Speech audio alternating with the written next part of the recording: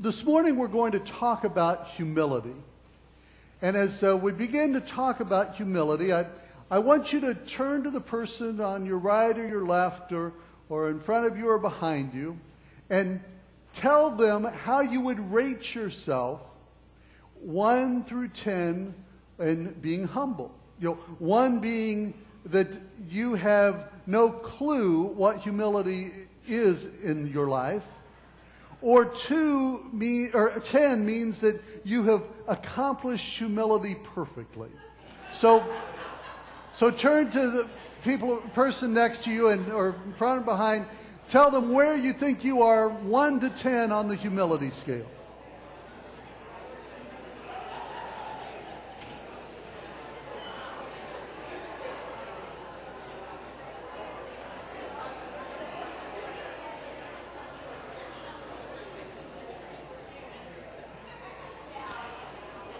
Okay, now, if you're sitting next to someone in your household, I want you to turn to them and tell them how you think they're doing on the... No, maybe that's not a good idea.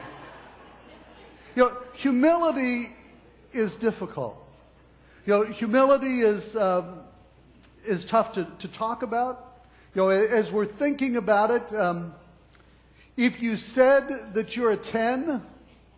you're probably not. Because if you were a 10 when it came to humility, you would never say that you're a 10. If you're a 1, you would not say that you're a 1 because you're clueless that you're a 1 when it comes to humility.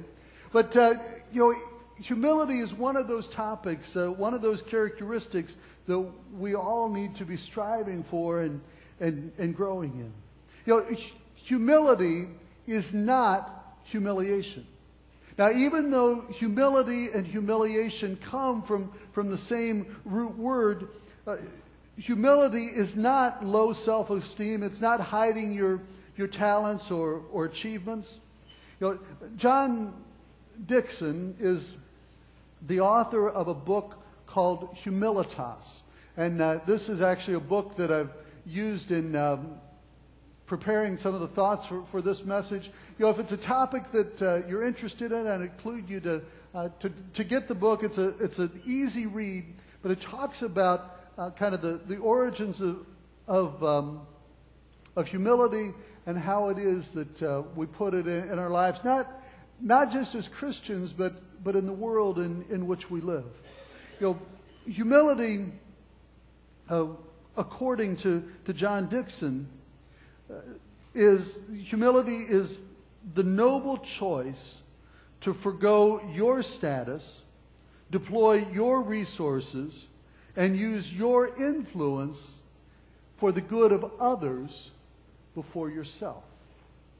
Humility is the noble choice to forgo your status, deploy your resources, or use your influence for the good of others before yourself. To say it another way, a humble person is marked by a willingness to hold power in service to others. Now, let me pause at this point to give kind of a word of explanation and also some disclaimers. This week and in 2 weeks, we're going to be talking about the topic of humility. And I know some of you bounce back and forth between downtown and the drive-in during the summertime. And if you're one of those people, I just want to let you know that next Sunday at the drive-in, I'm going to preach the same sermon. So if you want to hear it again or you need to hear it again, you can come to the drive-in and hear it. But just be forewarned, if you're at the drive-in next week, you're going to hear the same sermon. Downtown next Sunday, Pastor Chris is going to be leading the worship service at both 8:30 and 10:30. We'll be sharing some reflections on their trip to Costa Rica. So that's kind of what's going to be happening with preaching. And then I'll be preaching downtown again in 2 weeks and kind of be doing the part 2 of this message or on this topic. As you recall, we're involved in a sermon series this summer that is based upon 1 Corinthians. And 1 Corinthians is a letter written by Paul, and he's written it to the church at Corinth because there's some conflict going on in the church. Now, when we get to chapter 13 of 1 Corinthians, I believe that Paul is giving a remedy for some of the problems, some of the conflicts that's going on in the church. And I also believe that he's giving some preventative advice as to how it is that the people in the church should live. And Paul's advice, Paul's remedy in chapter 13 is love. You know, Paul describes what love is and what love is not. I want to begin reading with verse 4. Paul writes, "Love is patient. Love is kind. It does not envy. It does not boast. It is not proud. It is not rude. It is not self-seeking. It is not easily angered. It keeps no record of wrongs. Love does not delight in evil, but rejoices with the truth. It always protects, always trusts, always hopes, always perseveres. Love never fails." Pastor Chris, 2 weeks ago, talked about love being patient. Last week I talked about love being kind. Today I'm going to focus on the next 5, what I call love nots. You know, love does not envy. It does not boast. It is not proud. It is not rude. It is not self-seeking. In worship planning a few weeks ago, as we were talking about the different components of love that we're going to be talking about this summer, and we looked at these 5, I think it was Rick that made the comment that really when we don't do these 5 things, what we're really saying is love is humble. You know, and so we're going to talk about humility in the context of these 5 love knots that Paul tells us to not put into practice in our lives.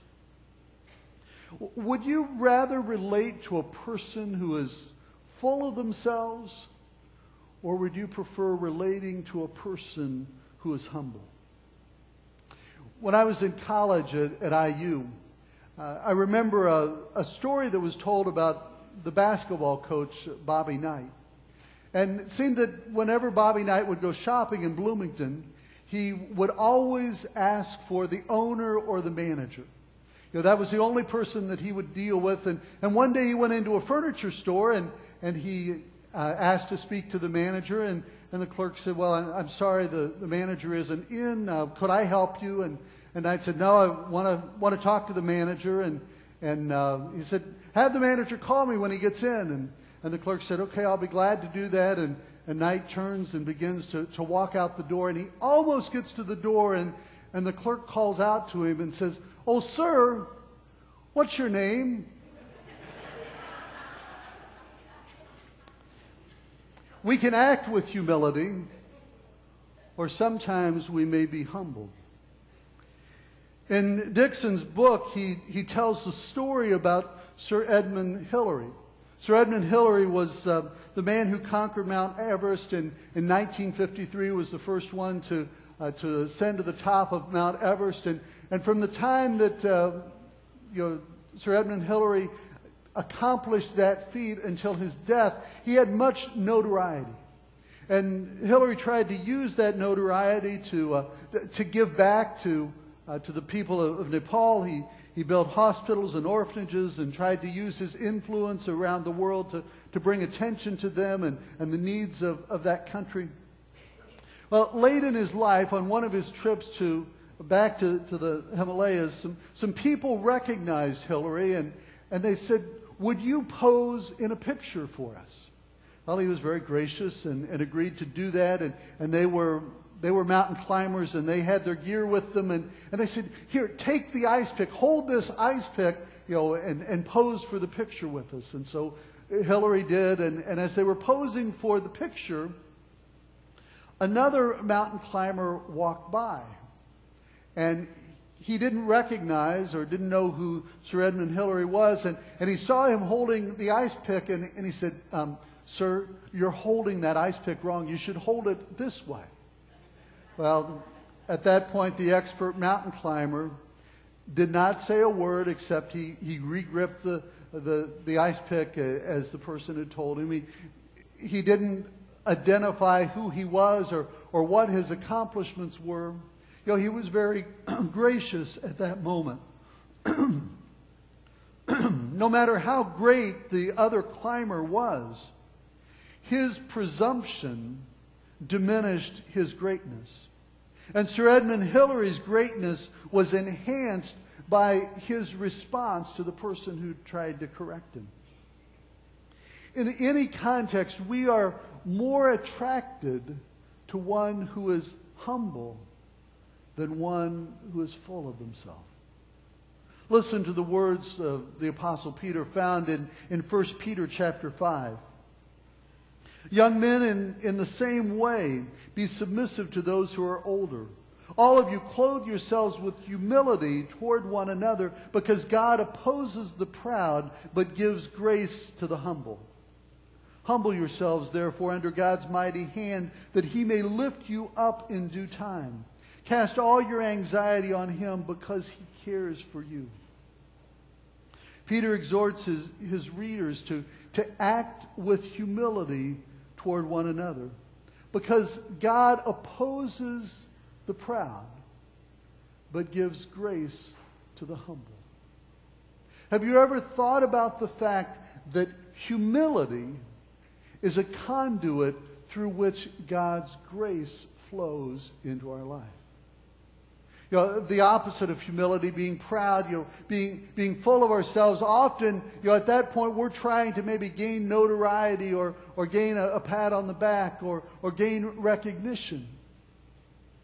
But actually, it's through humility that God's grace will flow into our lives. A seminary professor carried an odd list in his pocket. It seemed that over the years he collected a list of his students who had had moral failures in ministry.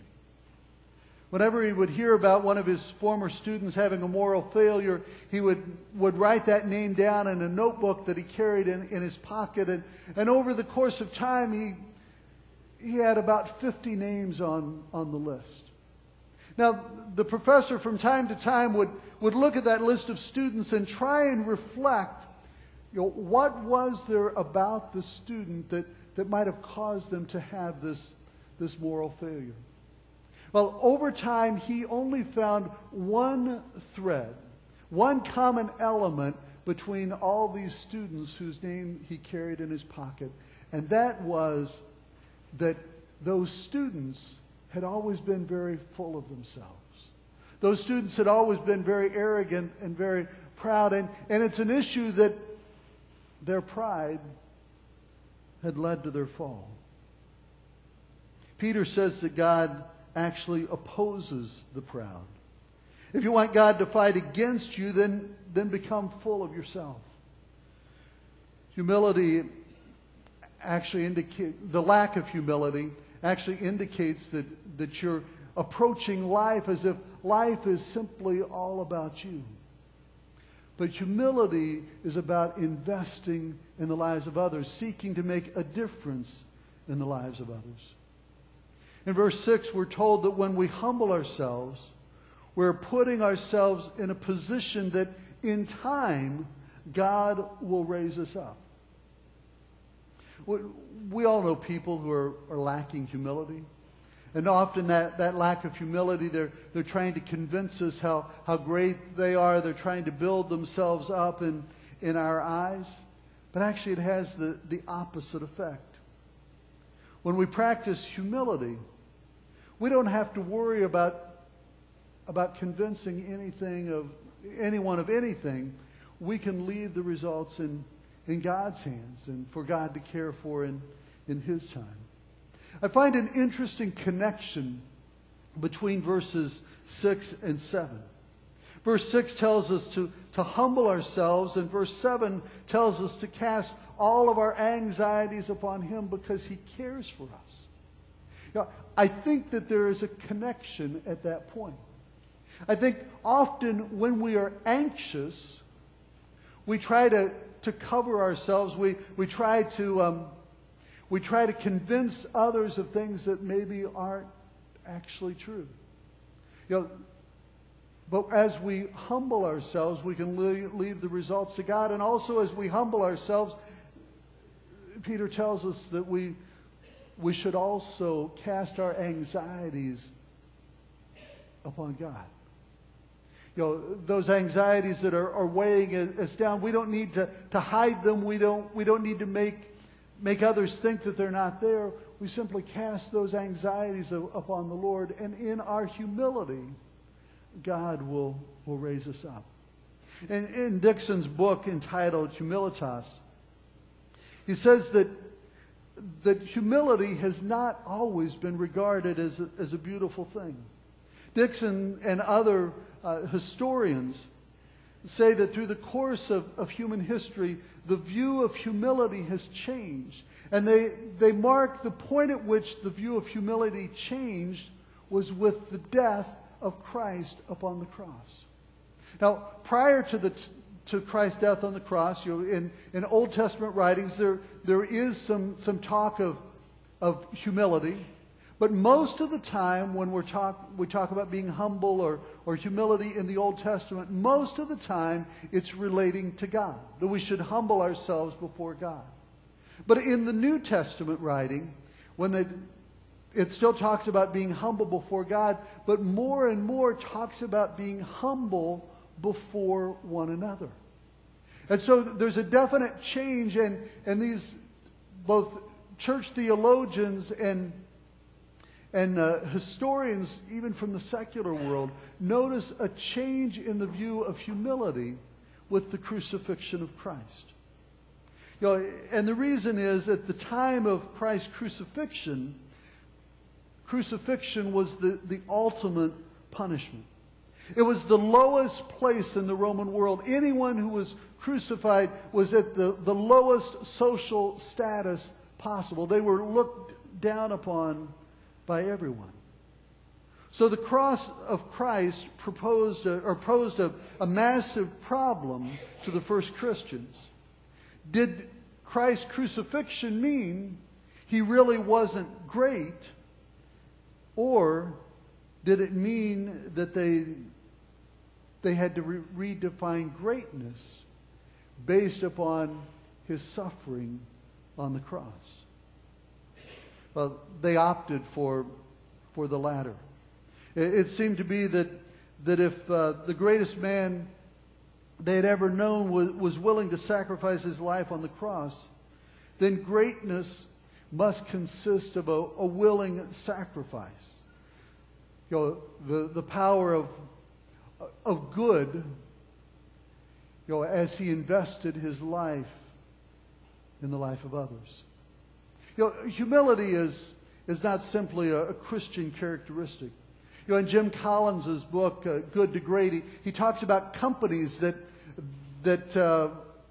have gone from being good to being great, and often he talks about the characteristics of their leadership. And those companies that he identified as being great, he said the CEOs, the top leaders, not only were driven with determination to meet their goals, but also, he said, they displayed an attitude of humility.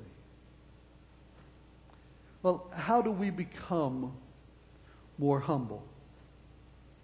Maybe we start by what we should not do. We should not envy. Envy has to do with longing after what someone else possesses. Envy creates an unhealthy discontentment in our lives.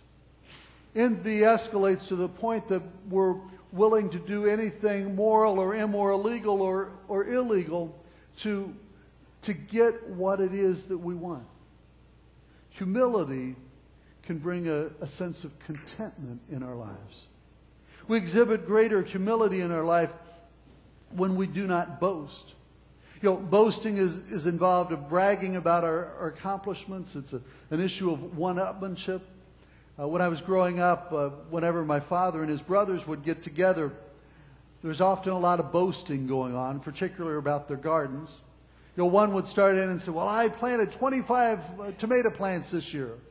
Well, the next one, well, that's pretty good, but I planted 50. And, then they went from the reality to fantasy, and their boasting just continued to go on, and you didn't know what was real and what was imagined in their mind. Well, the goal of the bragger is to impress you, to somehow have a higher opinion of them, or to somehow they feel that they've accomplished more than you, but actually the bragger actually diminishes themselves rather than building themselves up. People look at the bragger with less respect, and even sometimes with suspicion, wondering how much of what they're saying is really true. Our humility factor is increased when we're not filled with pride. When we're full of ourselves, then others pick up on it. Now, this is not to say that we can't have confidence. It's not saying that we can't have opinions about something, but it's how we portray those, how we communicate those convictions and opinions. Jesus said that if you're going to a banquet, it's better to sit in a lowly position and be invited to the head table, rather than to think you're so important that surely you're sitting at the head table, and only then do you find out that you should be sitting in a more lowly spot. Humility in our lives is enhanced when we are not rude. Treat others with respect and consideration. A person who's often rude because they're trying to get their way. They're trying to get a leg up on the competition. You think about rude drivers. Normally a rude driver is one who is trying to get through traffic faster and doesn't care who they cut off, or not willing to be patient and wait on others. It's an issue that they try to unfairly get ahead of others. Same way in the checkout line at the grocery store or another store. Someone who is rude is often trying to get an advantage for themselves. As we have consideration for others, we are actually increasing our humility factor. We become more humble when we are not self-seeking. When we're simply trying to get what I want, what's best for me, when am I out for only what's going to be to my advantage. In that self-seeking attitude, it's something that communicates just the opposite of humility. In Washington, D.C., there's so much gridlock, and I believe that much of that surrounds so many being self-seeking. Now, there are some who are there genuinely seeking to serve their constituents, but it seems a lot of the infighting has to do with, what can I do in order to get myself reelected? What can I do to benefit myself after I'm out of Congress? Rather than making the difficult decisions that need to be made today. How often does a child in your household manipulate things because they're self-seeking? They want to get their way. How often in relationships, when they're struggling, is it because one or both people are self-seeking, trying to get their way, rather than serving their spouse, serving their partner? I don't want to oversimplify things, but I think a first good step in bringing some healing to broken or strained relationships is trying to stop getting what you want out of the other person and begin humbling yourself and serving that other person. As I said from the very beginning this morning, humility is a willingness to use your influence for the good of others. It's not about you, but how is it that you can invest and make a difference in the lives of others? Well, where do you need to practice greater humility? In your home? in your workplace, as you encounter a stranger, with your spouse. Do you want to diffuse a conflict, or do you want to create stronger relationships? Paul says the solution is to try love. Love is humble. It does not envy. It does not boast. It is not proud. It is not rude. It is not self-seeking. Paul says love never fails. Let us pray. Lord, forgive us for those times and those ways that we fail to be humble. Help us to be more focused upon the needs and serving of others. And as we do that, then we can entrust through our humility that your grace will be poured into our lives. Lord, help us to act with greater humility in order that we might more faithfully reflect the character of Christ.